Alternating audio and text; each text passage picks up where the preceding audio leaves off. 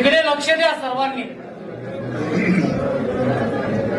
ही पुंडलिकाला दिलेली वीट आहे. विठेवर देव उभे आहे. मुक्तिकेसरी नावाची एक दासी होती. तिला आपल्या रूपाचा गर्व झाला होता. जेव्हा ती देवाच्या दर्शन झाली तेव्हा देवाने तिच्यापेक्षा नाजूक रूप घेतलेले. जेव्हा तिने आपले हात देवाच्या पायावर टेकवले तेव्हा ही पोटरुतलेली जागा आहे.